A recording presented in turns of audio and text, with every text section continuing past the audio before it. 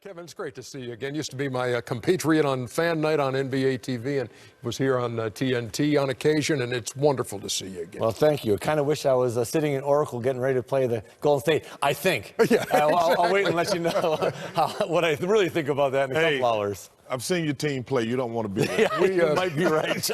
We do want to talk about this coaching profession for just a second. And Donzel Floyd on our crew upstairs came up with this. Since the end of the 12 and 13 season, only these 7 are still coaching their teams.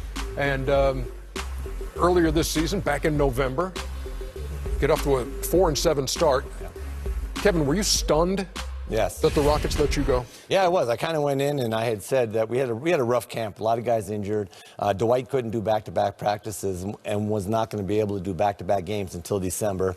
James had sprained his ankle in the summer. Harden came in overweight, and we just weren't playing very well. And I told our guys at the end of training camp, I said, hey, we're a month, 6 weeks away from our team kind of gelling and playing well.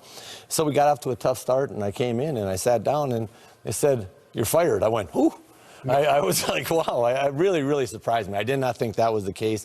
And, you know, I've never had a team that I've been with coaching that I have not been able to get motivating, get going, and winning. And we just had a really bad – look, we were not playing well. I'll be the first to admit that.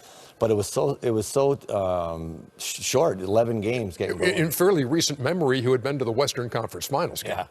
I thought maybe that might have bought me a little bit more time, but I guess not. We had won 56 games the year before, got to the Western Conference Finals with that same exact team for the most part. Well, you look at what's going on now, because after you, then it was Lionel Hollins, and then David Blatt, and Jeff Hornacek, and now Derek Fisher out in New York. I mean, what is it like to be a head coach? What kind of message is there for other head coaches out there right now? Well, if your name's not Greg Popovich, I tell you what, rent. Don't buy.